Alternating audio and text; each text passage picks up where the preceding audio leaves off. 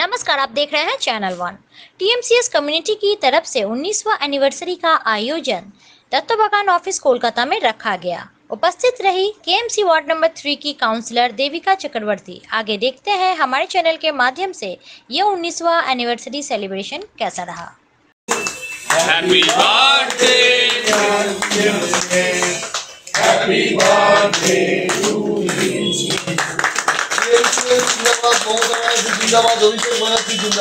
জয় বাংলা। আগামী লোকসভা ইলেকশনে টিএমসিএস এ সমস্ত সদস্য সমর্থকরা জানপ্রাণ লড়িয়ে দেবে মমতা বন্দ্যোপাধ্যায় এবং অভিষেক বন্দ্যোপাধ্যায় আদর্শে বাংলার অধিকারকে, বাংলার গর্জনকে দিল্লির বুকে পৌঁছে দিতে। Long live TMCs. আজকে 18 থেকে 19 বছরে আমরা পদার্পণ করলাম। আমাদের মাননীয় পৌরমাতা দেবিকা চক্রবর্তী আমাদের এই শুভ মুহূর্তের সাক্ষী রইলেন। ভোট হয়ে গেলে আমরা আবার বিভিন্ন অনুষ্ঠান নিয়ে আসবো। সকলকে ধন্যবাদ। বিজয় দিবস হবে, ওনার কেক কাটা হবে।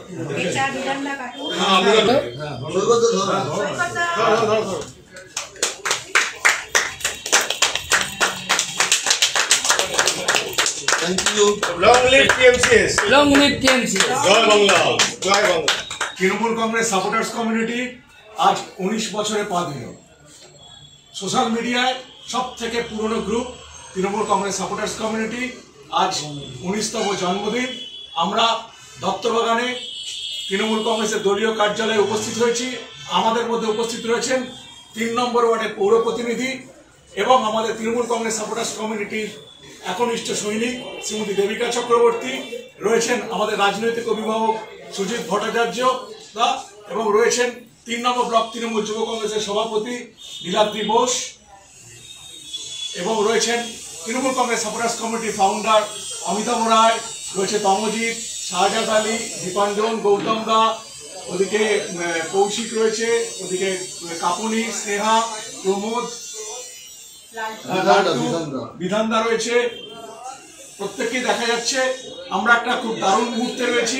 আমরা আজকে 19 বছরের জন্মদিন এই দত্তবাগানের দলীয় কার্যালয়ে আমরা পালন করতে চলেছি। 18 বছর থেকে 19 বছর এলো মানে বিশাল বড় লং জার্নি। বিশেষত যখন বাম অপশাসন বাংলাকে দুমড়ে মুচড়ে একদম কোণঠাসা করে দিয়েছিল, সেই সময় থেকে টিএমসিএস দিদির প্রচারে ছিল। দিদির উন্নয়নের আলো আজকে সারা বাংলার কোনায় কোনায় পৌঁছে যেমন দিদি দিয়েছেন, তার সাথে সাথে কিন্তু আমাদের টিএমসিএস এর বড় একটা ভূমিকা আছে যে আমাদের দল যখন 2011 সালে ক্ষমতায় এলো, আর আমি টিএমসিএস এর প্রত্যেক সদস্যকে অনেক অনেক সম্মান এবং শ্রদ্ধা জানাই। তার কারণ হচ্ছে তারা অক্লান্ত পরিশ্রম করে, অনেকেই আছে যারা রাস্তায় নেমে করছে, অনেকে আছে, শুধু আমি বলবো না টিএমসিএস কিন্তু সোশ্যাল মিডিয়ার মধ্যে সীমাবদ্ধ। বিভিন্ন যে আমাদের বড় বড় যে যেমন জনগর্জন সভা হলো 10ই মার্চ ব্রিগেড, সেখানেও টিএমসিএস এর একটা বিরাট বড় ভূমিকা ছিল। 21শে জুলাই আমরা যে শহীদ তর্পণ করি ধর্মতলার মোড়ে, সেখানেও টিএমসিএস এর একটা বিরাট গুরুত্বপূর্ণ ভূমিকা ছিল।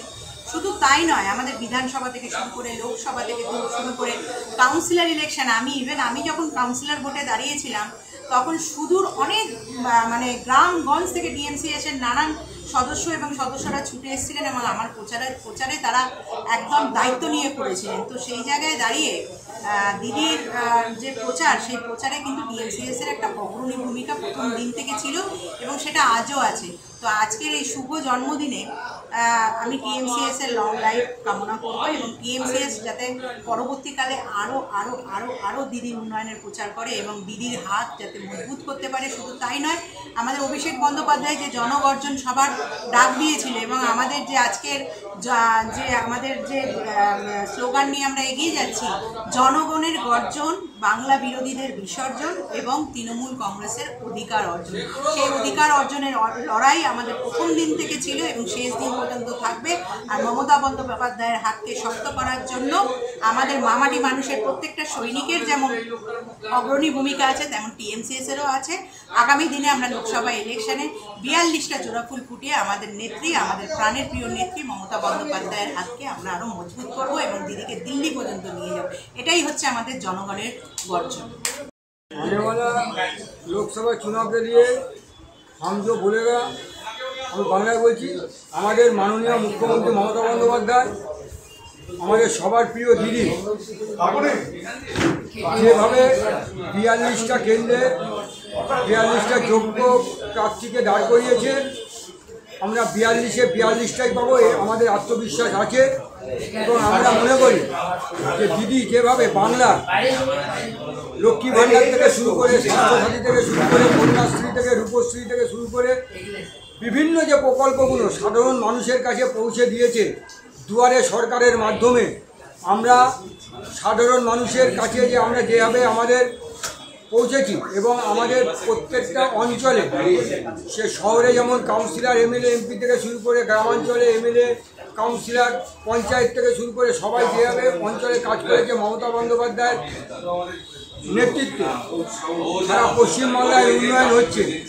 আমাদের জেতাটা শুধু সময়ের অপেক্ষা, আমরা এই কথা বলতে পারি। এবং আমাদের উত্তর কলকাতার সুদীপ বন্দ্যোপাধ্যায় জিতবে, সেটাও বলছি সময় অপেক্ষা।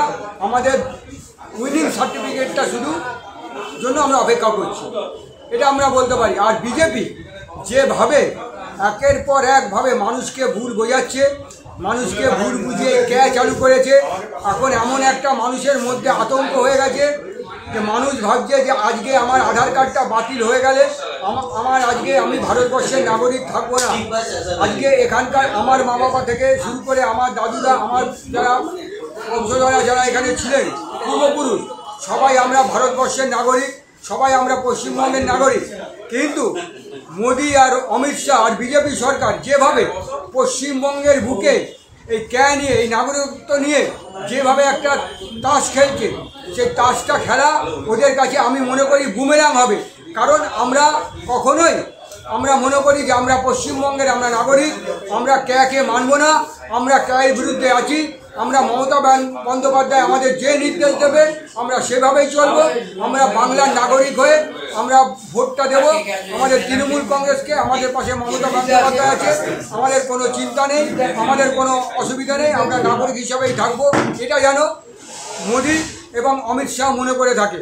আর আমাদের যে উন্নয়ন হচ্ছে, যেভাবে কাজ হচ্ছে এবং যেভাবে ওরা বিজেপি একটা কিছুই নেই, বিজেপির সামনে কোনো ইস্যু নেই, একটা ধর্মের তাস নিয়ে খেলছে। এখনো রাম মন্দির গতবারে করেছিল পুরমা, এবারে করছে রাম মন্দির, একটা করে তাস খেলছে, হিন্দু মুসলিমকে একটা ধর্মের ভিত্তিতে ভাগ করে দিয়ে ভোট করতে চাইছে। কিন্তু আমি মনে করি সারা ভারতবর্ষের বুকে, পশ্চিমবঙ্গের বুকে তাস চলবে না। পশ্চিমবঙ্গের বুকে, ভারতবর্ষের বুকে একটাই তাস চলবে, একজনের কথা চলবে, তার নাম হচ্ছে মমতা বন্দ্যোপাধ্যায়। তাই আসুন সবাই মিলে আমরা মমতা বন্দ্যোপাধ্যায়ের পাশে দাঁড়িয়ে মমতা বন্দ্যোপাধ্যায়ের নির্দেশকে আমরা সামনে রেখে আমরা আজ ভোটের লড়াইয়ে আমাদের 42 জনকে প্রার্থীকে জিতিয়ে আমরা আগামী দিনে পশ্চিমবঙ্গের বুকে, ভারতবর্ষের বুকে ইতিহাস সৃষ্টি করি। এই কথা বলে সবাইকে আজকের এই সোশ্যাল মিডিয়ার জন্মদিনে সবাইকে শুভেচ্ছা, অভিনন্দন জানিয়ে আমি আমার সংক্ষিপ্ত বক্তব্য শেষ করছি। ভালো থাকুন, সুস্থ থাকুন, আনন্দ থাকুন। শুভরাত্রি। মমতা বন্দ্যোপাধ্যায় জিন্দাবাদ, অভিষেক বন্দ্যোপাধ্যায় জিন্দাবাদ, সুদীপ বন্দ্যোপাধ্যায় জিন্দাবাদ, অতীন ঘোষ জিন্দাবাদ, দেবিকা চক্রবর্তী জিন্দাবাদ। তৃণমূল কংগ্রেস সাপোর্টার্স কমিউনিটির পক্ষ থেকে প্রতিটি সদস্য এবং অ্যাডমিন ও মডারেটর সকলকে এই 19তম জন্মদিনে জানাই জাতীয়তাবাদী অভিনন্দন ও অন্তরের অন্তঃস্থল থেকে প্রণাম ও শুভেচ্ছা।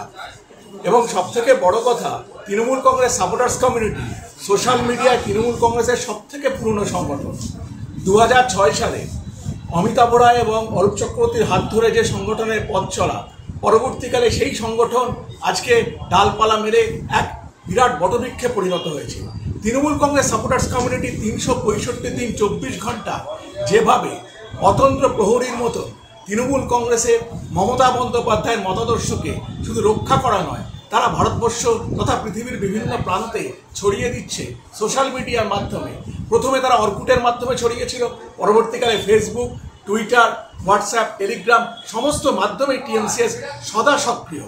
শুধু তাই নয়, তৃণমূল কংগ্রেসের সাপোর্টার্স কমিউনিটির কোনো সদস্য যখনই কোনো পোস্ট করেন, সঙ্গে সঙ্গে বাকিরা যে পরিমাণ শেয়ার এবং সেখানে কমেন্ট সহযোগে সেই পোস্টটাকে রিচ বাড়ানোর চেষ্টা করা হয়। শুধু তাই না, তৃণমূল কংগ্রেস সাপোর্টার্স কমিউনিটি কিন্তু অন্য কোনো গ্রুপের প্রতিদ্বন্দ্বিতা এতে বিশ্বাস করে না। তারা মনে করে মমতা বন্দ্যোপাধ্যায়ের মতাদর্শকে তুলে ধরাই তাদের একমাত্র লক্ষ্য, অভিষেক বন্দ্যোপাধ্যায়ের পথ চলাকে অনুসরণ করাই তাদের একমাত্র লক্ষ্য।